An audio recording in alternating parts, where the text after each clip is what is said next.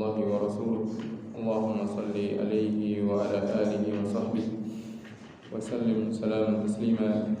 قال الله تبارك وتعالى يا أيها الذين آمنوا اتقوا الله حق تقاته ولا تموتن إلا وأنتم مسلمون.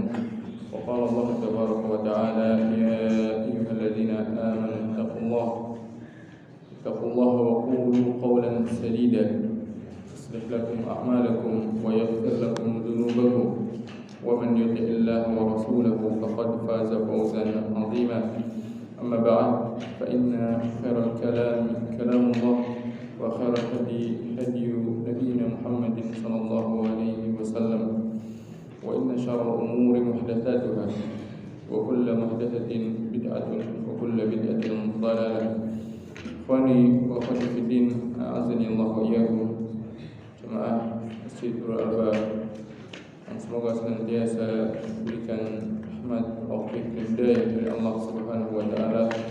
Alhamdulillah, pada pagi hari ini kembali kita bisa berjumpa di tempat yang mulia ini dalam rangka bersama-sama kita tafaqquh fi dinillah, mempelajari tentang agama Allah Subhanahu wa taala. Karena sungguhnya kewajiban kita sebagai manusia, kewajiban kita sebagai umat Nabi Muhammad sallallahu alaihi wasallam adalah mempelajari tentang syariat yang Allah Subhanahu wa taala turunkan kepada nabinya yang mulia. Dan juga secara umum kewajiban kita sebagai manusia adalah menunaikan sebuah amanah yang telah Allah Subhanahu wa taala bebankan kepada kita. Allah Subhanahu wa taala sebutkan dalam firman-Nya yang tadi juga kita dengarkan di dalam salat kita diingatkan tentang hal tersebut, hal mendasar yang seharusnya diketahui oleh setiap manusia. Allah Subhanahu wa taala firman, "Inna aradna al-amanata 'ala as-samawati wal-ardi wal-jibal fa abayna an yahmilnaha wa ashfaqna minha wa hamalaha al-insan innahu kana zaluman jahula." Sesungguhnya kami tawarkan amanah kepada langit dan bumi dan gunung-gunung. Begitu saat mereka ada makhluk-makhluk yang begitu besar, yang memiliki kekuatan dan wujud yang sangatlah tidak mungkin dimiliki oleh manusia. Lihat bagaimana gunung begitu besarnya, begitu kokohnya, yang apabila seorang berusaha untuk mengangkatnya, memindahkannya, tidak akan mampu. Karena beratnya amanah tersebut, besarnya amanah tersebut, maka Allah SWT menyatakan, Allah kabarkan, fa'abayna ayyahmilna. Mereka tidak sanggup, mereka merasa tidak mampu sehingga menolak untuk memikul amanah tersebut. Maka Allah SWT kemudian memberikan amanah tersebut kepada kita, kepada manusia. Wa hamalaha al-insan. Manusialah yang akhirnya memikul amanah tersebut. Innahu kana zaluman jahula. Padahal manusia memiliki sifat zalum, yang sering melakukan kezaliman. Jahula, sering melakukan tindakan-tindakan bodoh terhadap diri mereka sendiri. Amanah yang besar tersebut ternyata dipikul oleh kita, oleh manusia. Amanah apa itu? Amanah yang dimaksud adalah ibadatullah, beribadah kepada Allah Subhanahu wa taala, mengagungkan Allah Subhanahu wa taala. Tujuannya apa? Amanah tersebut diberikan kepada kita. Allah sebutkan yu'adziballahu al-munafiqina wa yu'adziballahu al-kafirin wal munafiqina wal munafiqati wa yatuballahu 'alal mu'minina wal mu'minat. Agar Allah Subhanahu wa taala memberikan taubat, agar Allah Subhanahu wa taala memberikan pintu taubat bagi orang-orang yang beriman, laki-laki dan juga perempuan.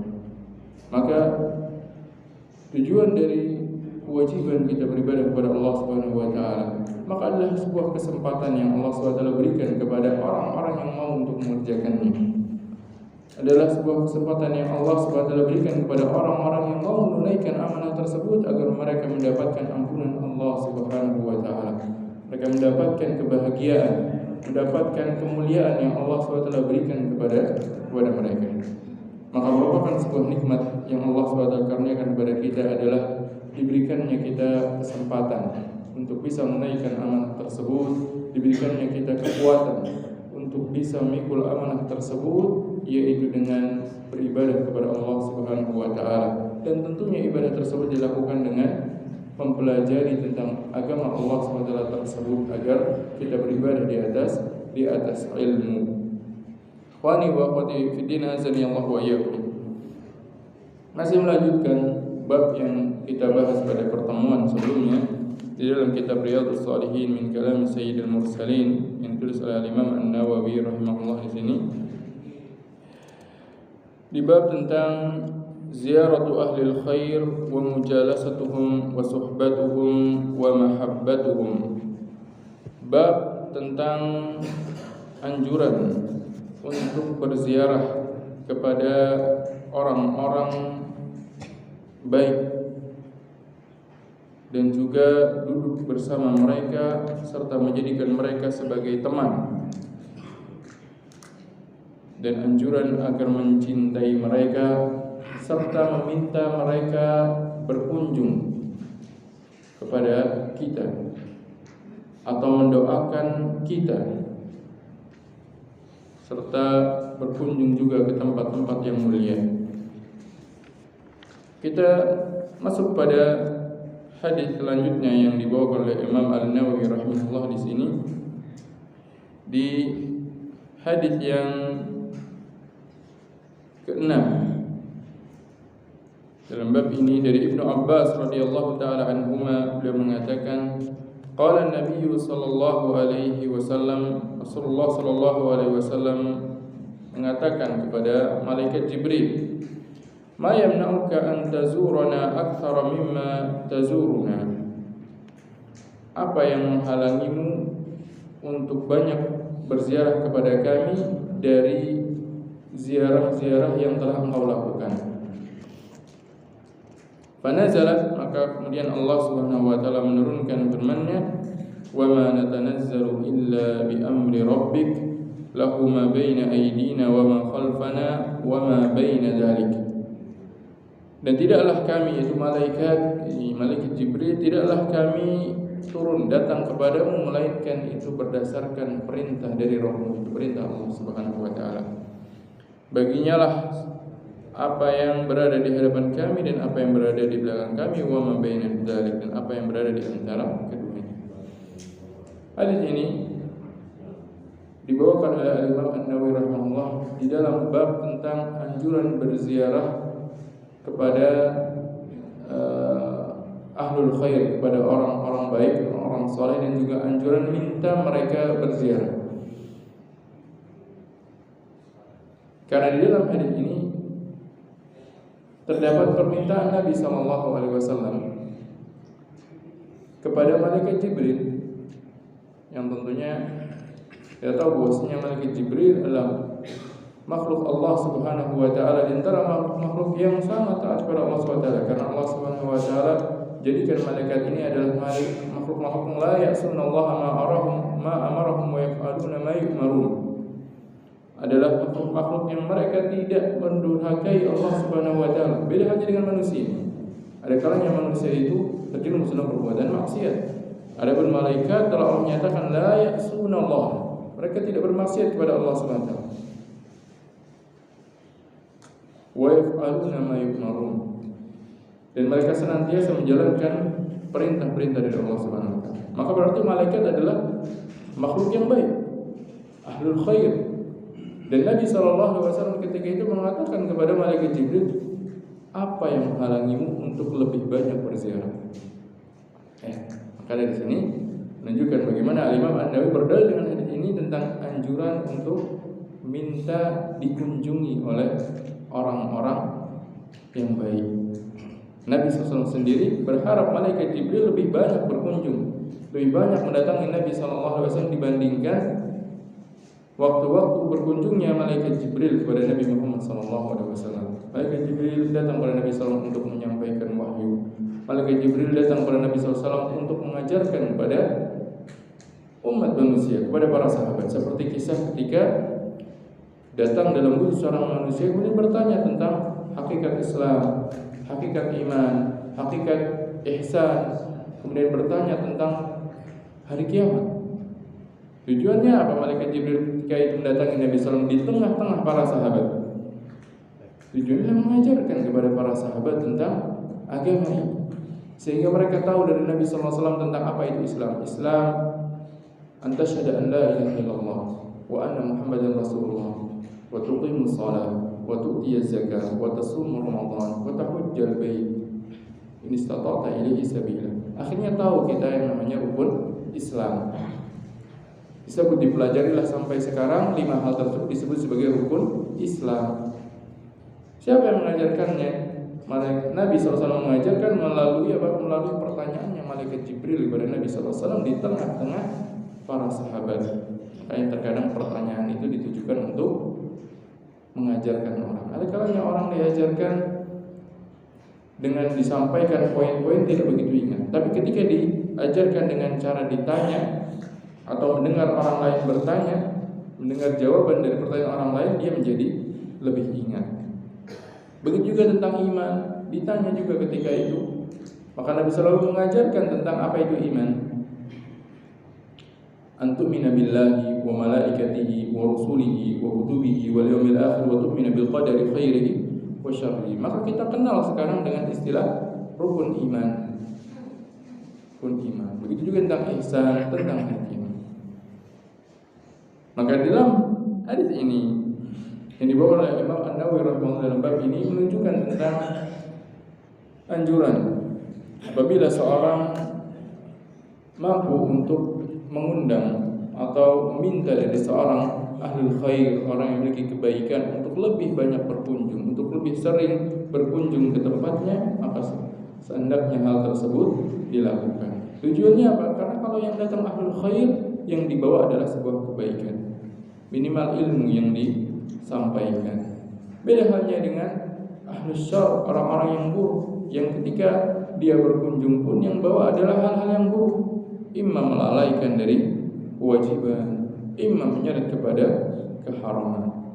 Maka ini menunjukkan bahwasanya Nabi SAW berharap malaikat Jibril lebih banyak datang kepada Nabi SAW, karena termasuk bentuk kebaikan yang ada.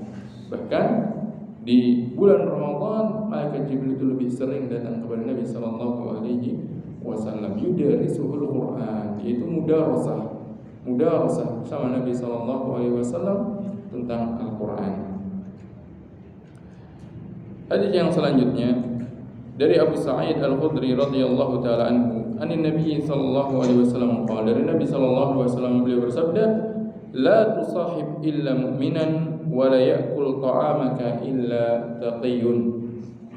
Janganlah engkau bersahabat kecuali bersama seorang mukmin.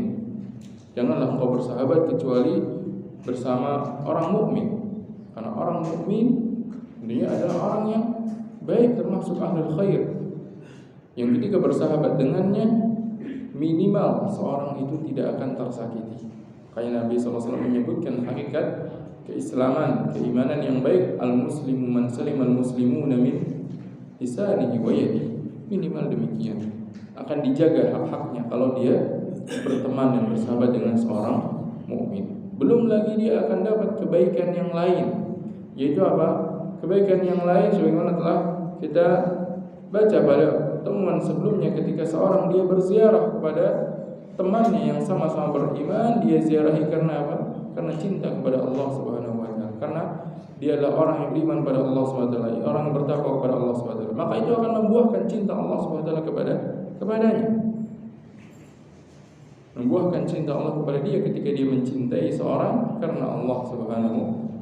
Maka Nabi SAW perintahkan kepada kita, la tusahib illa mu'minan, jangan berteman kecuali kepada orang mukmin. Wa la ya'kul ta'amaka illa taqi, dan janganlah memakan makananmu kecuali orang yang bertakwa. Maksudnya apa? Undanglah orang-orang yang bertakwa. Ketika ingin mengundang orang, lebih ingin sering diziarahi, dikunjungi oleh orang, maka pilihlah orang-orang yang bertakwa kepada Allah Subhanahu wa taala. Sehingga ketika mengundang makan, maka dahulukanlah, prioritaskanlah orang-orang yang bertakwa kepada Allah Subhanahu wa taala. Sehingga makanan yang dia makan berbuah kebaikan. Ketika dimakan orang yang bertakwa, gizinya menjadi tenaga untuk melakukan ketaatan kepada Allah Subhanahu wa taala. Beda halnya kalau ternyata makanan yang dimakan oleh orang-orang yang senang berbuat maksiat, hartanya dia berikan kepada orang-orang yang senang berbuat maksiat, maka hartanya justru akan membuat menjadi gizi, menjadi tenaga untuk melakukan kemaksiatan kepada Allah Subhanahu wa taala. Maka ketika hadapkan pada kondisi di mana dia mengundang, dahulukanlah orang-orang yang bertakwa kepada Allah Subhanahu wa taala agar apa yang dia berikan menjadi sebuah kebaikan. Bahkan disebutkan dalam sebuah hadis Rasulullah SAW bahwasanya ma min muslimin yaghrisu gharsan ay yazra'u zar'an fayaquluhu tayr aw insan aw haywan illa kana lahu sadaqah. Kalaupun seandainya ketika seorang dia menanam tanaman, dia menanam pohon yang kemudian berbuah, menghasilkan sebuah manfaat yang bisa dimanfaatkan entah oleh burung kan, entah oleh manusia kan, entah oleh hewan yang lain, maka dia akan mendapatkan sedekah. Ini kalau tanpa dia niatkan sengaja untuk memberikan makan. Dia tanam pohon, ternyata apa? Buah-buahannya sebelum dia nikmati sudah dimakan duluan oleh hewan-hewan. Atau ada orang yang ternyata mencuri buah-buahan dari pohon yang dia tanam atau dari hasil panen yang dia panen. Itu pun menjadi sebuah sedekah.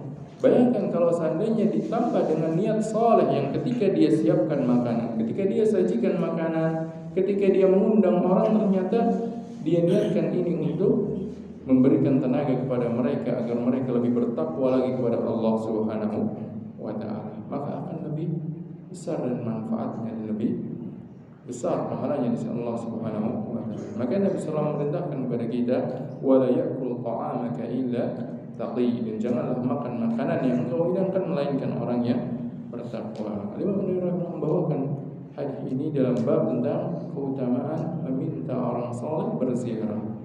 Itu anjuran agar seorang memilih-milih dalam berteman dan memilih-milih juga siapa yang selayaknya makan makanannya. Dia prioritaskan orang-orang yang bertakwa sehingga makan itu akan menjadi sebuah kebaikan gizi baginya.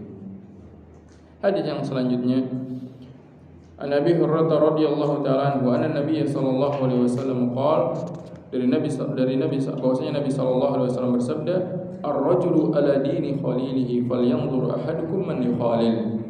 Seorang itu berdasarkan agama teman dekatnya. Itu maksudnya seorang akan terpengaruh dengan agama dan nilai ketaatan yang ada pada teman dekatnya.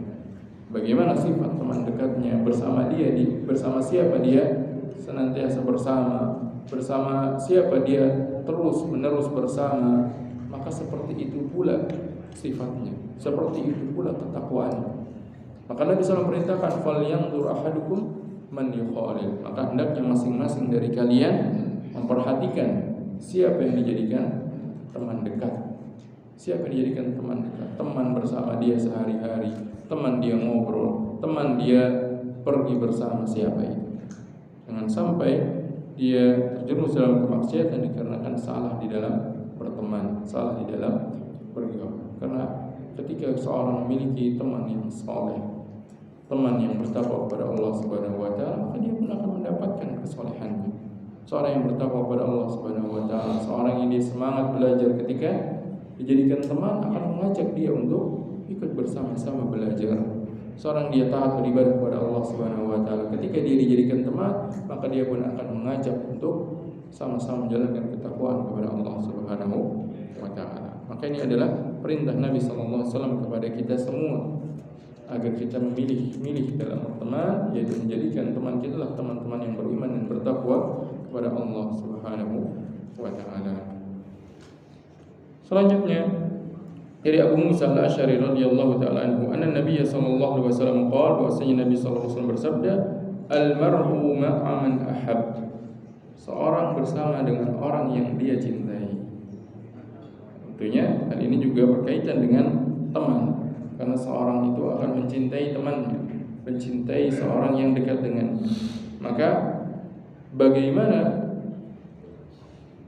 kedudukan dia kelak di hari kiamat bersama dia, bersama siapa dia kelak di hari kiamat, dilihat dari orang yang dia cintai ketika di dunia. Ketika dia mencintai orang-orang saleh di dunia, maka Allah Subhanahu wa taala akan mempertemukan dia dengan orang-orang saleh tersebut kelak di hari kiamat. Oleh karena itu, pernah ada seorang yang dia bertanya kepada Nabi sallallahu alaihi wasallam, "Mata sa'ah?" Kapan hari kiamat? Dia datang bertanya kepada Nabi sallallahu alaihi wasallam, "Mata sa'ah ya Rasulullah, mata sa'ah ya Rasulullah?" Kapan hari kiamat? Orang ini bertanya pertanyaan yang kalau kita pikir aneh. Kenapa dia mikirin kapan terjadi hari kiamat? Maka Nabi SAW kemudian tidak menjawab dengan waktu terjadinya hari kiamat. Bukan hal yang penting bagi kita untuk mengetahui kapan terjadinya kiamat. Bukan hal yang penting. Kenapa dikatakan bukan hal yang penting? Karena sesungguhnya yang harusnya menjadi prioritas kita adalah apa yang kita persiapkan untuk hari kiamat. Sedangkan hari kiamat itu telah Allah SWT sebutkan, yas'alunaka anis-sa'a. Yas'alunaka anis-sa'a, mereka bertanya kepadamu tentang hari kiamat. Allah SWT tegaskan bahwasanya apa? Wa ma yudrika la'alla as-sa'ata takunu qariban. Dan siapa yang mengetahui bisa jadi kiamat itu dekat. Maka Nabi SAW ketika ditanya tentang mata sa'ah, kapan itu hari kiamat, Nabi SAW kemudian menjawab, ma'adattalaha, apa yang kau persiapkan untuk hari kiamat? Maka orang tersebut kemudian menjawab, hubbullahi wa rasuluh. Aku tidak menyiapkan dengan banyaknya amal-amal, yaitu amal-amal kebaikan yang dianjurkan. Tidak banyak dia lakukan. Salat yang nafilah tidak banyak dia kerjakan. Puasa yang nafilah tidak banyak dia kerjakan. Infak yang nafilah, yang sunnah tidak banyak juga dia kerjakan. Ini maksudnya dia tidak banyak mengerjakan amal-amal yang sunnah untuk mempersiapkan hari kiamat. Tapi dia sebutkan sebuah hal yang ternyata perkara ini menjadikan dia dekat dengan Rasulullah SAW pada kiamat. Jadi apa? Dia katakan hubbullahi wa rasuluh. Aku mencintai Allah dan Rasulnya. Aku mencintai Allah dan Rasulnya. Maka Nabi SAW kemudian mengatakan kepada orang tersebut, anta ma'aman ahbabta. Engkau bersama dengan orang yang engkau cintai. Maka kalau seorang mencintai Rasulullah SAW dengan sebenar-benarnya, dengan benar dia mencintai Rasulullah SAW, bukan hanya sekedar ucapan lisan, maka dia akan bersama Rasulullah SAW kelak pada hari kiamat. Di mana Rasulullah SAW kelak pada hari kiamat? Di surga. Maka dia akan masuk surga. Maka kecintaan kepada Allah, kecintaan kepada Rasulnya, dan kecintaan kepada perkara-perkara dan orang-orang yang dicintai oleh Allah dan Rasulnya akan menjadikan mereka dicintai oleh Allah dan Rasulnya, menjadikan mereka bersama orang-orang yang dia cintai kelak pada hari kiamat. Makanya Nabi SAW menyebutkan dalam hadis yang lain, al-mar'u ma'a man ahab. Seorang itu akan bersama dengan orang yang dicintainya. Maka sejak saat itu orang sahabat mengatakan dia mencintai semua para sahabat Rasulullah SAW, karena para sahabat Rasulullah adalah orang-orang yang mencintai Rasulullah SAW. Ini keutamaan mencintai orang-orang saleh. Makanya Imam An-Nawawi rahimahullah membawakan hadis ini di dalam bab tentang anjuran mencintai orang-orang saleh, karena kecintaan kita kepada mereka akan menjadikan kita bersama mereka kelak di hari kiamat. Dan tentunya orang-orang saleh yang terdepan adalah Rasulullah SAW bersama para sahabatnya. Maka wajib bagi kita untuk mencintai Rasulullah SAW dan juga para sahabatnya radhiyallahu taala anhum ajma'in, dan juga orang-orang yang mengikuti mereka dari kalangan generasi salafun salih maupun dari generasi al-khalaf, generasi terdahulu maupun orang-orang yang belakangan, di mana mereka adalah orang-orang yang dicintai oleh Allah Subhanahu wa taala. Nah, kemudian selanjutnya sebuah hadis yang panjang yang mengisahkan tentang seorang tabi'in yang terbaik dari generasi tabi'in. Yang dikatakan Nabi sallallahu alaihi wasallam khairut tabi'in, sebaik-baik tabi'in. Ya, mungkin kita pernah mendengar nama orang ini. Seorang yang pernah disebutkan namanya oleh Nabi sallallahu alaihi wasallam dan ketika itu belum diketahui oleh para sahabat siapa orangnya. Seorang yang bernama Uwais Al-Qarani, seorang anak yang sangat berbakti kepada ibunya, seorang yang diijabahi doanya, namun dia adalah orang yang tidak dikenal karena kedudukannya. Justru dia dikenal karena ketiadaan yang dia miliki. Kita baca hadis ini, sebuah hadis yang diriwayatkan oleh Usair bin Amr. Beliau mengatakan,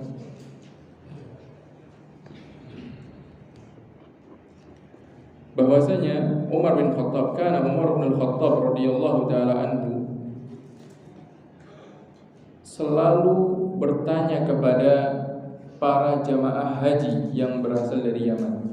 Di musim haji biasa kaum muslimin mendatangi Baitullah untuk melaksanakan ibadah haji. Di situ berkumpul kaum muslimin. Dan Umar di masa itu, Umar sebagai seorang khalifah di masa itu, dia selalu mencari tahu rombongan jamaah dari Yaman. Kenapa dia mencari tahu? Beliau kisahkan di sini.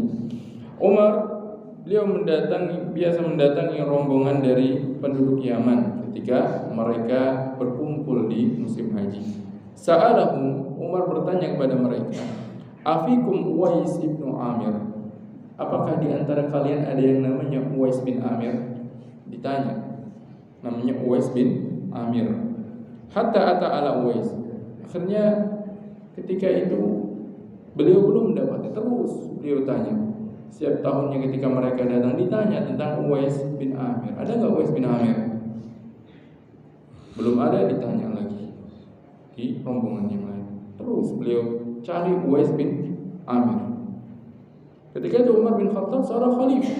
Bayangkan kalau salah satu dari kita dicari-cari sama seorang pemimpin tertinggi ketika itu. Umar bin Khattab radhiyallahu ta'ala ketika itu. Hatta ata'ala Uwais, sampai suatu ketika akhirnya ketemu juga Umar bin Khattab dengan Uwais bin Amir. Kemudian ditanya oleh Umar bin Khattab, anta Uwais bin Amir, apakah engkau Uwais bin Amir? Qala na'am. Katanya iya, saya. Qala min Murad thumma min Qaran, apakah kamu dari suku Murad, dari Bani Qaran? Katanya iya. Qala fa kana bika baras, kamu dulu orang yang punya penyakit belang. Fa bara'ta minhu illa mawdi'a dirham, lalu kemudian engkau sembuh. Engkau berdoa kepada Allah kemudian engkau sembuh, kecuali sebesar koin dirham yang masih ada sisa belang pada dirimu. Qala na'am, katanya iya, betul saya.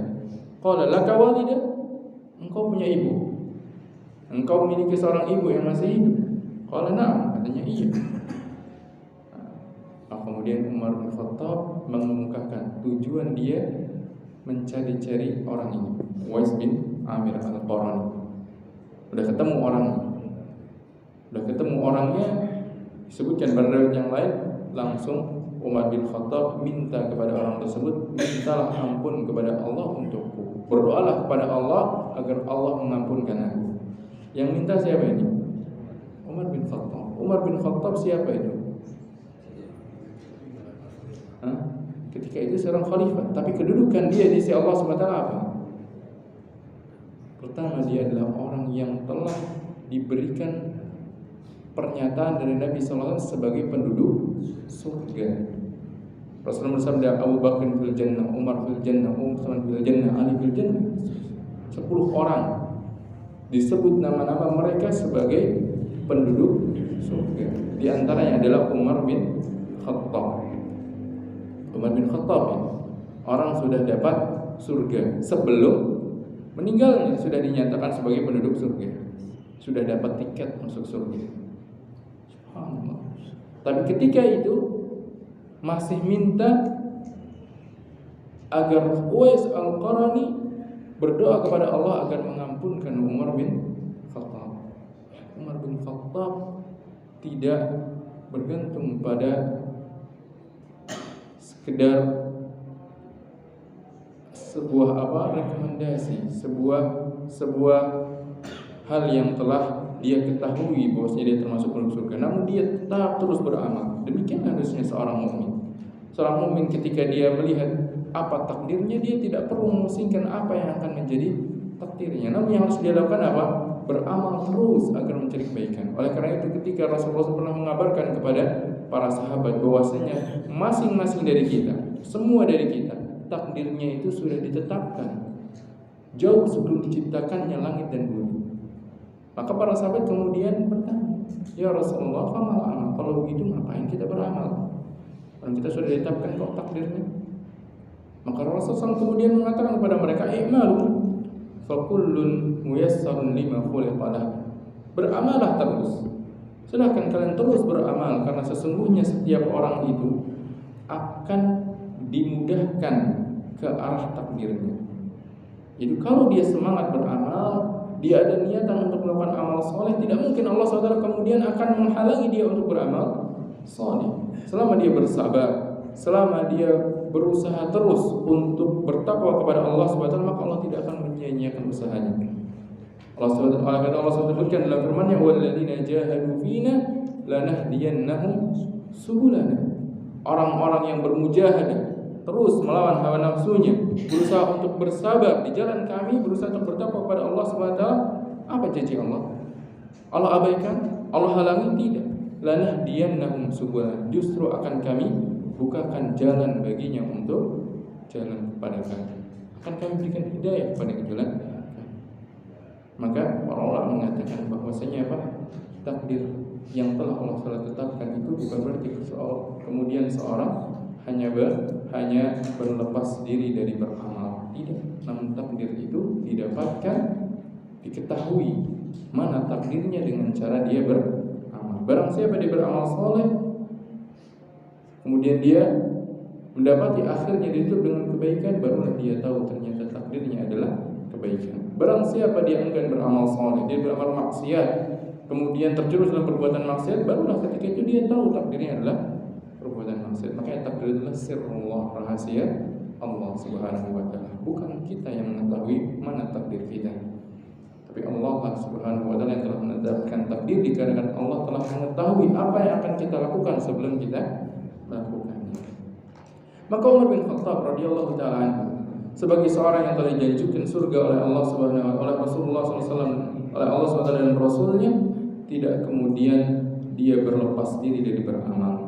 Bahkan dia terus berusaha untuk meraih keutamaan-keutamaan yang ada. Maka ketika itu dia minta kepada Uwais Al-Qarani, minta istighfar, agar Uwais Al-Qarani beristighfar, yaitu minta ampunan kepada Allah SWT untuk Umar. Kata Uwais Al-Qarani, justru engkaulah yang harusnya memintakan ampun kepada Allah untukku. Uwais Al-Qarani gak kemudian bangga dia, tapi dia mengatakan justru engkaulah yang harusnya mintakan ampun untukku. Engkau kan seorang sahabat Nabi SAW. Sedangkan Uwais disebutkan oleh Allah, Uwais ini belum pernah bertemu dengan Rasulullah SAW, padahal menjumpai masa hidupnya Rasulullah SAW. Belum sempat dia untuk datang bertemu kepada Nabi SAW. Maka para ulama, Uwais ini bukan termasuk sahabat. Orang mengatakan dia belum tidak masuk dalam jajaran para sahabat radhiyallahu taala anhu. Tapi Umar bin Khattab mencari-cari dia, minta untuk dimintakan ampun oleh Allah SWT melalui doanya Uwais. Maka justru Uwais menjawab, justru engkaulah yang harusnya mintakan ampun untukku. Lalu kemudian Umar bin Khattab mengemukakan alasannya. Beliau katakan, sami'tu Rasulullah sallallahu alaihi wasallam yaqul, aku mendengar Rasulullah sallallahu alaihi wasallam bersabda, ya'ti alaikum Uwais ibnu Amir ma'a amdadi ahli Yaman min Muradin thumma min Qaran. Suatu saat akan datang kepada kalian, Nabi SAW mengabarkan ketika itu sebelum para sahabat mengenal orang namanya Uwais. Ini menunjukkan mukjizatnya Nabi SAW mengetahui hal yang tidak diketahui oleh para sahabat ketika itu, dan tentunya ini adalah wahyu dari Allah Subhanahu wa taala. Bukan berarti Nabi SAW mengetahui perkara yang gaib secara sempurna, tidak. Nabi SAW adalah seorang manusia yang juga beliau tidak mengetahui perkara yang gaib kecuali hal-hal yang telah dikabarkan oleh Allah Subhanahu wa taala saja. Maka kemudian Nabi SAW mengatakan, akan datang kepada kalian, suatu saat akan datang kepada kalian seorang yang namanya Uwais bin Amir. Dia ini dari penduduk Yaman, dari suku Murad, dari Bani Qaran. Orang ini dulu punya penyakit belang, kata Nabi SAW. Kemudian dia sembuh kecuali sebesar dirham. Dia punya seorang ibu, lahu walidatun huwa biha barun. Dia punya seorang ibu dan dia adalah seorang anak yang sangat berbakti kepada ibunya. Dia menunjukkan keutamaan berbakti kepada orang tua. Bahkan seorang anak yang orang tuanya masih hidup namun tidak menjadi sebab dia bisa masuk surga, dia sungguh celaka. Rasulullah mengabarkan, wailun ragima anfun, celaka, rugi seorang yang apa? Man adraka abawaihi wa lam yudkhilahu jannah. Seorang yang mendapati kedua orang tuanya masih hidup tapi tidak dia manfaatkan momen tersebut untuk menjadi sebab dia masuk surga, yaitu dia tidak berbakti kepada orang tuanya ketika masih hidup, rugi. Oleh karena itu, beliau sallallahu alaihi wasallam kabarkan di sini tentang Uwais, sebuah amalan yang utama yang dimiliki oleh Uwais, yaitu apa? Kana laha walidatun biha barun. Dia adalah seorang anak yang berbakti kepada ibunya. Lau aqsama 'ala Allahi la abarra.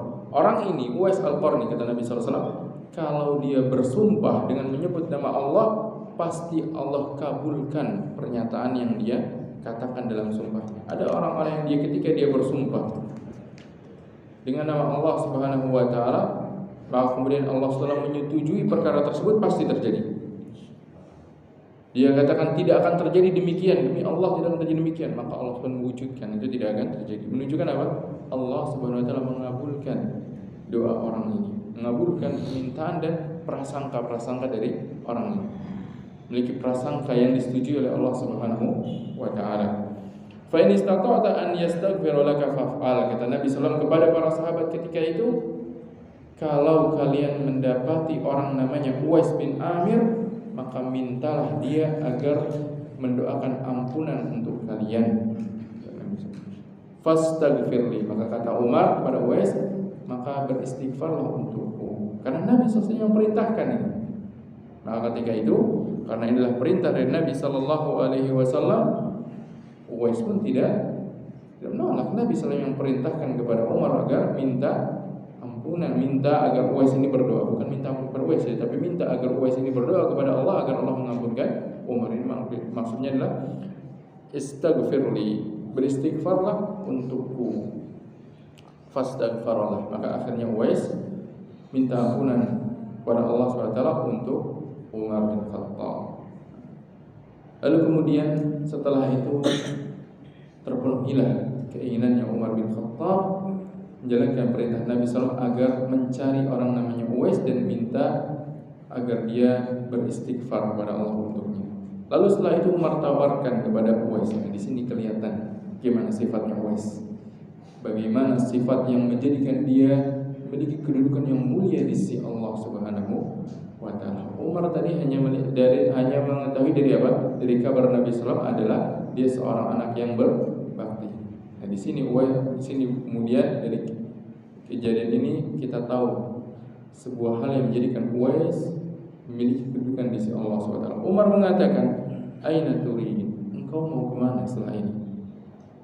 Katanya Kufah, saya mau ke Kufah, saya mau pergi Kufah, mau tinggal di Kufah. Ala aktubu laka ila amiliha. Kemudian Umar tawarkan, Umar seorang khalifah ketika itu menawarkan kepada Uwais, mau enggak saya berikan rekomendasi supaya kamu bawa ke petinggi di Kufah, ya, dapat surat pengantar dari khalifah supaya dimuliakan di Kufah, enggak diabaikan di Kufah, enggak menjadi orang yang asing di Kufah. Qala akunu fi ghabra'in nasi ahabbu ilayya. Saya menjadi orang yang tidak dikenal lebih saya sukai. Lebih senang untuk menjadi orang yang tidak dikenal. Lebih senang untuk menjadi orang yang tidak perlu punya kedudukan, tidak perlu dipandang oleh manusia. Enggak perlu saya membawa surat darimu untuk menjadi orang yang dimuliakan di sana. Saya lebih senang untuk menjadi termasuk jajaran orang-orang biasa. Bagaimana Uwais? Padahal ketemu dengan siapa? Umar bin Khattab. Kalau kita ketemu dengan orang yang terpandang, orang tersohor, yang ada apa? Kita banggakan, saya pernah bertemu fulan, saya diminta fulan melakukan ini dan itu. Oh, fulan itu berhutang jasa, berhutang budi kepada saya ini dan itu. Terus kita banggakan. Tapi dia Uwais al-Qarni, begitu bersih hatinya, begitu khawatirnya dia terpedaya dengan dunia. Karena terkadang asyuhrah, ketenaran, kemasyhuran ini menjadi sebuah fitnah, sebuah cobaan bagi manusia.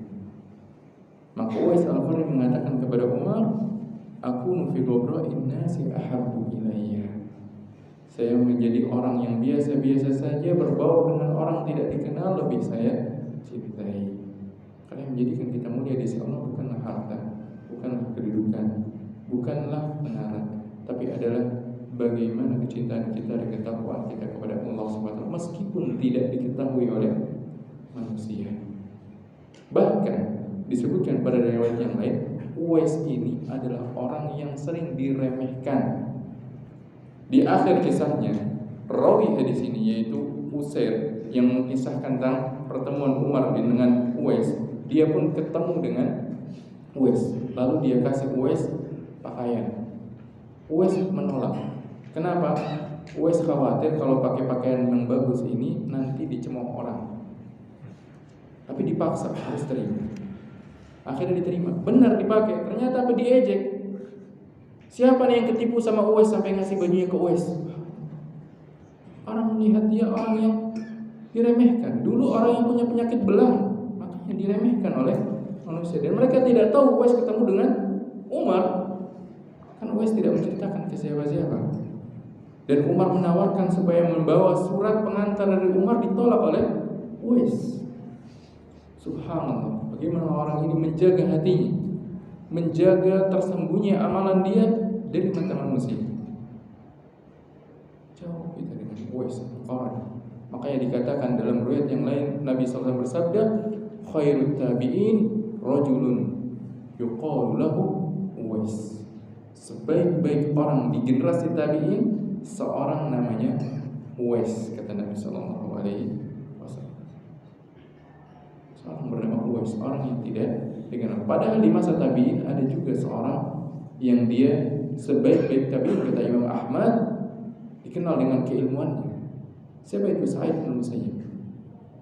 Sebaik-baik tabi'in dari segi keilmuan, kenal tentunya dengan keilmuannya.